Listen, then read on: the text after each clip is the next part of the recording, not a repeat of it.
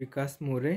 This is part 2 of digestion and absorption. Part 1 में हमने alimentary canal देखा था। अब पार्ट 2 में हम हिस्टोलॉजी ऑफ एलिमेंट्री कैनल पढ़ने वाले हैं। So let's begins with heading. Sorry, histology of alimentary canal.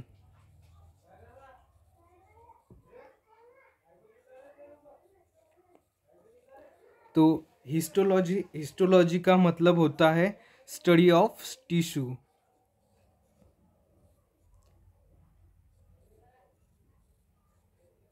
Suppose ये अपना एलिमेंट्री कैनल है।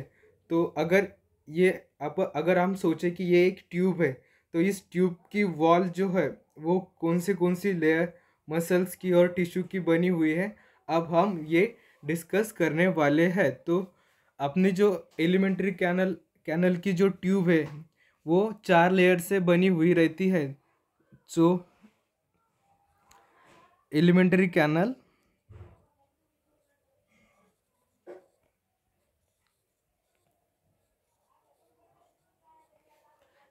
कैनल की जो ट्यूब है वो चार लेयर की बनी हुई रहती है। That is first one is the serosa,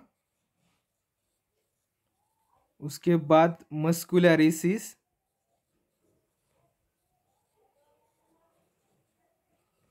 उसके बाद सब म्यूकोसा,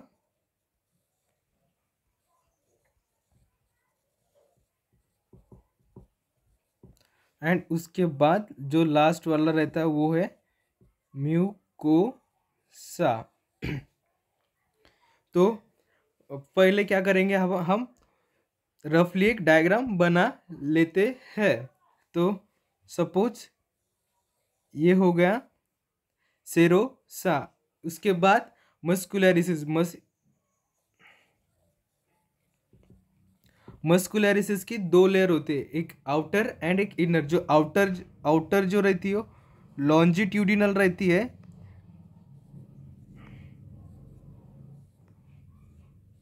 और जो इनर वाली रहती है वो सर्कुलर रहती है। ये हो गया मस्क्यूलरिस। उसके बाद रहता है सब म्यूकोसा में जो है वो लूज कनेक्टिव टिश्यू रहते हैं, ये इस टाइप के सब म्यूकोसा। और जो म्यूकोसा लेयर्स रहती है वह उसमें 3 लेयर्स रहते हैं। वो हम मतलब थोड़ी देर में लिखे, बाद में उसका डिस्कशंस करेंगे। तो यहाँ पर रहते हुए मतलब इस यहाँ पर म्यूकोसा भी रहते हैं, लूज कनेक्टिव टिश्यू भी रहते हैं, और माइक्रोविलाई भी ऐसे माइक्रोविलाई भी रहते हैं। सपोज ये हो गया, यहाँ पर थोड़ा थोड़ा थोड़ा डॉट भी आते हैं, लॉन्जिट्यूडिनल मसल भी आती है यहाँ पर। और ये हो गया अपना म्यूकोसा। तो एक मिनट, सेरोसा लेयर ये जो है वो आउटर मोस्ट लेयर होती है, और it is made up of thin mesothelium. ये आपने एनसीईआरटी में भी लिखा हुआ है। तो जो सेरोसा लेयर है तो वो एसोफेगस में जो इसे ट्यूनिका एडवेंटिटा कहते हैं। लिखो, in oesophagus it is called tunica adventita, and stomach में इसको कॉल्ड ओमेंटम।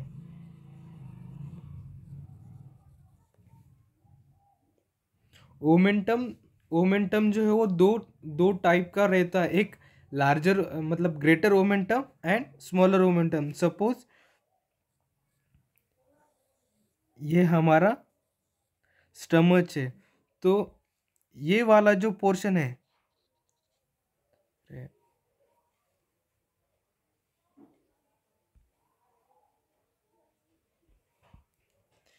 ये वाला जो पोर्शन है, ये ये ग्रेटर ओमेंटम होता है।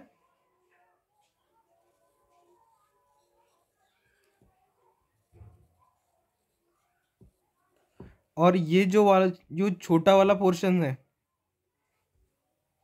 यहाँ पर का, ये स्मॉलर मोमेंटम होता है।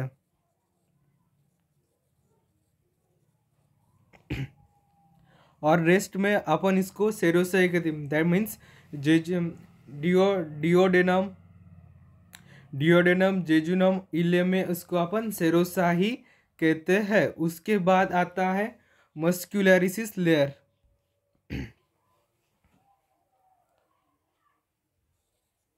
Muscularis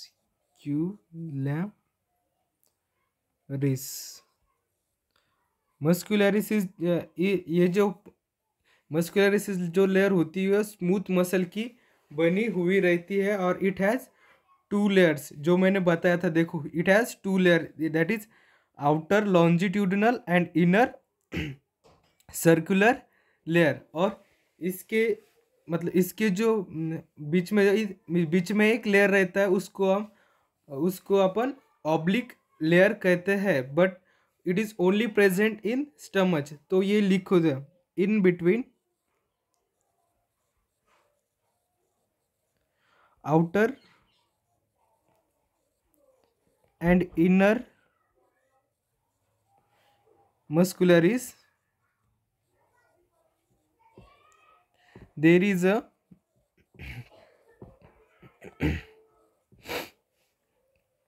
oblique muscle layer, oblique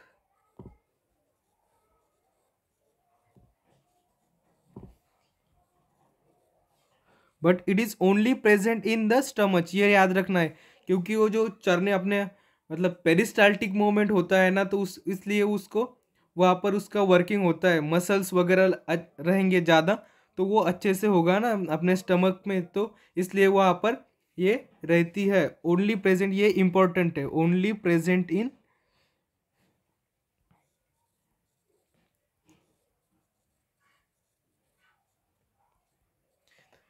stomach. ये हो गया। और इसके बाद सबसे इम्पोर्टेंट यहाँ पर है ना, एक नर्व का नेटवर्क भी होता है। उसको हम उसको हम माइंट्रिक और ऑर्बैक प्लेक्सस कहते हैं। जो ये जो लेयर है ना, इसके बीच में रहता है सब यहाँ पर। ये जो है, ये माइंट्रिक प्लेक्सस कहते हैं।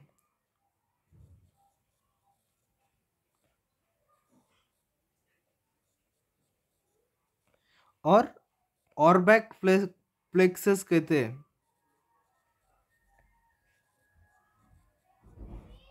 और ये जो प्लेक्सस है, ये क्या करता है, ये पेरिस्टाल्टिक मूवमेंट में आप हेल्प करता है। मतलब जब पेरिस्टाल्टिक मूवमेंट हो रहा है, तब इसका इस्तेमाल मतलब ये वर्किंग में करते हैं। तो पेरिस्टाल्टिक मीन्स क्या होता है, the rhythmic contraction and relaxation of the alimentary canal, जिसको इसको हम पेरिस्टाल्टिक मूवमेंट कहते हैं। देखो, ये मेरा सपोज एसोफेगस है, यहाँ से खाना अंदर गया, तो ये डायरेक्टली ऐसा नहीं जाएगा ना, mouth from mouth to anus. ये क्या होगा, peristaltic contract relax contract relax contract relax हो के मेरे स्टमच में जाएगा। स्टमच से स्मॉल इंटेस्टाइन से लार्ज और एनस के थ्रू बाहर चला जाएगा। तो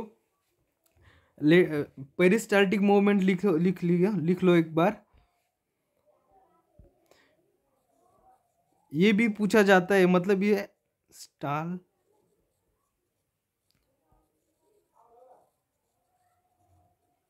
rhythmic contraction and relaxation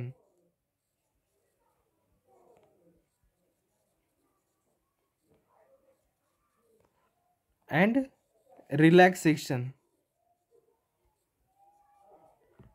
of alimentary canal, short में ऐसे लिखता है। हो गया। तो ये हो गई अपनी मस्कुलरिसिस। उसके बाद आता है सब mucosa. It is form of connective tissue. जो सब म्यूकोसा है वो कनेक्टिव टिश्यू का बना हुआ रहता है। The sub mucosa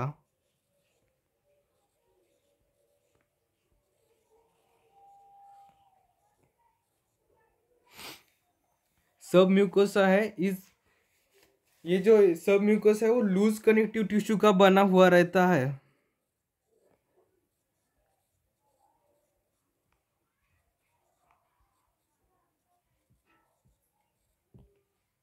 loose connective tissue का बना हुआ रहता है। और यहाँ पर blood vessels lymph vessels are present in it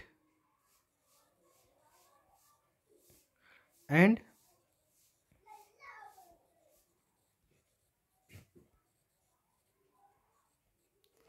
are present in it. इसमें blood and some connective tissue are also present.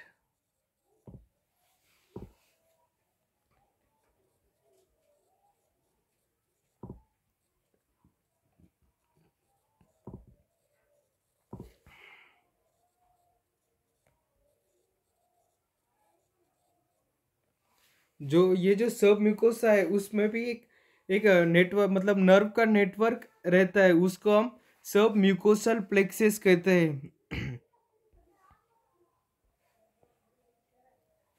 The network of nerve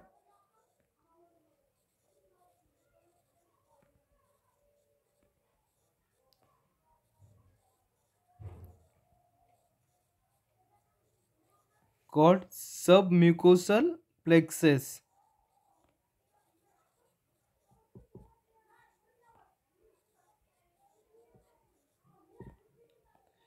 ये जो सबम्यूकोसल प्लेक्सेस है ये सिक्रीशंस में हेल्प करते हैं। इट हेल्प्स इन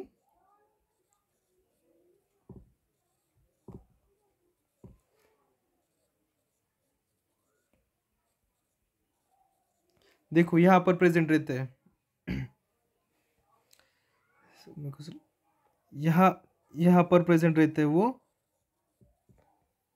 सब mucosal plexuses.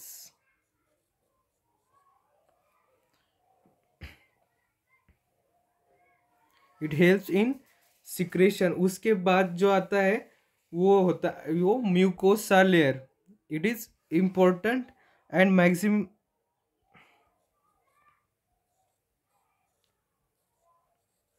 It is inner most layer of the alimentary canal. ये सबसे अंदर की लेयर है, inner most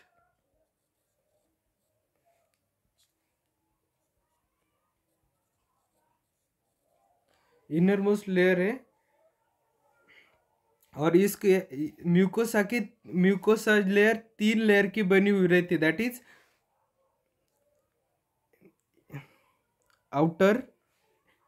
outer inner and inner, उसके बाद मिडल और आउटर। मतलब इसके जो है ना वो स्पेसिफिक फंक्शंस रहते हैं। ये जो आउटर वाली लेयर है ना इसको म्यूकोसा मस्कुलरिसिस कहते हैं।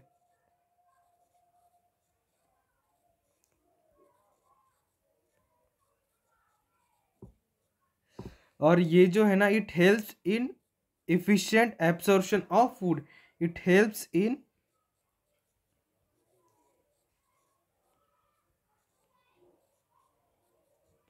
efficiency absorption of food।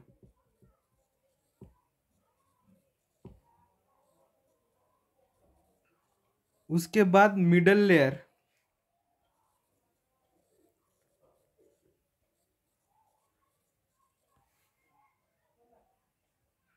ये जो मिडल वाली लेयर है इसको लैमिना प्रोपेरिया कहते हैं।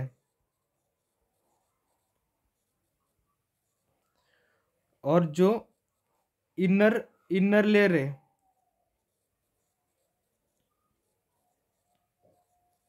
इसको एपिथेलियल म्यूकोसा कहते हैं।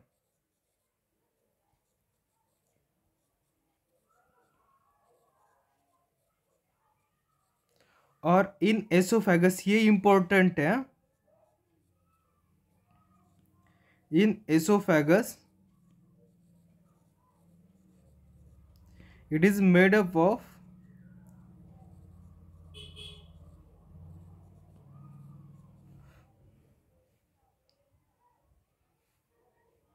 non-keratinized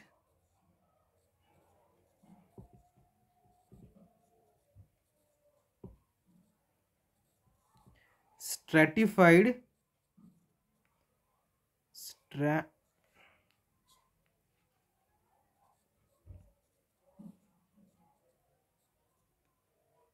squamous epithelium।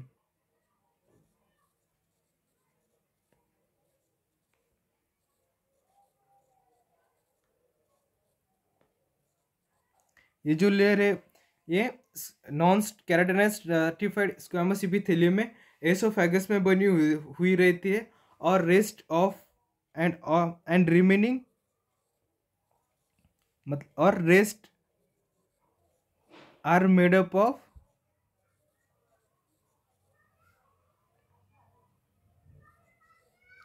Simple columnar epithelium.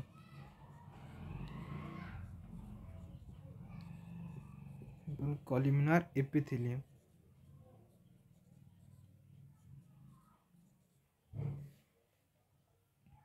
तो गाइस, स्मॉल इंटेस्टाइन में एक फोल्ड होता है,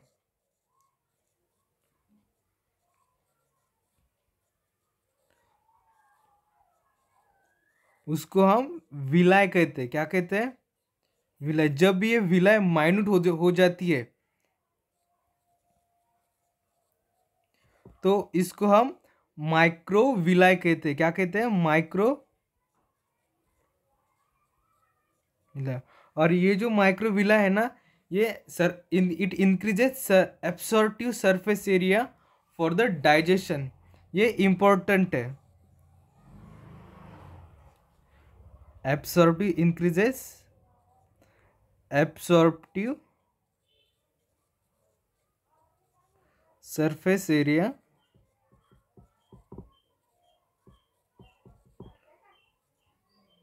for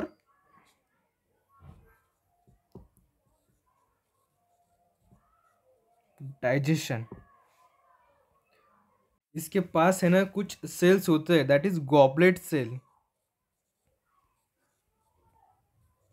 ये क्या करते हैं? इट सीक्रेट म्यूकस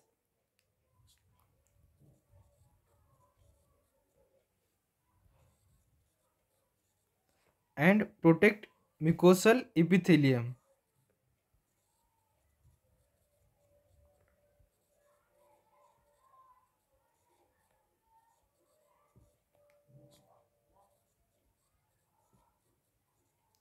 उसके बाद आता है पेनिथ सेल।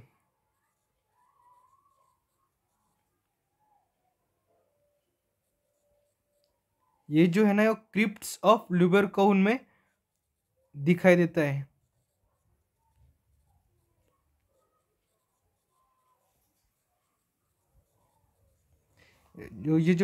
ये जो ऐसे देखो, ये विला है ना, यहाँ पर पोर, छोटे छोटे छोटे पोर्स दिखते हैं।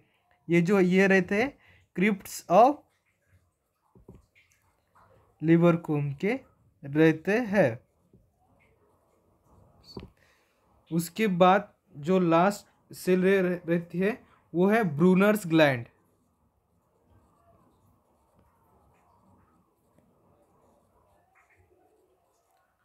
and it is found in the submucosa of duodenum, are found in submucosa of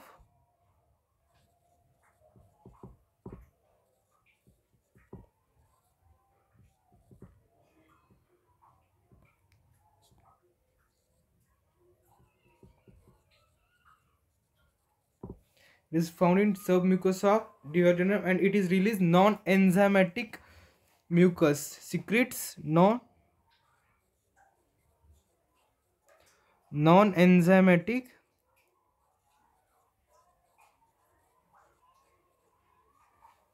mucus. और ये जो म्यूकस है वो प्रिवेंट करता है adverse effect of HCl। It prevent adverse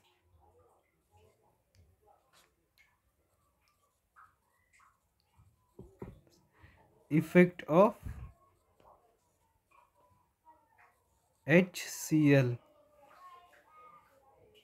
सो ये अपना हिस्टोलॉजी ऑफ एलिमेंट्री कैनल ख़त्म हो गया है। उसके अगले लेक्चर में हम डाइजेस्टिव ग्लैंड्स वगैरह पढ़ेंगे। Thank you so much for watching and this is my Instagram ID VR_777। You can follow me on Instagram for more updates and अगर आपको कुछ सजेशंस देना हो तो भी मुझे दे सकते हो। Thank you for watching my video. Keep subscribing, keep studying. Bye bye.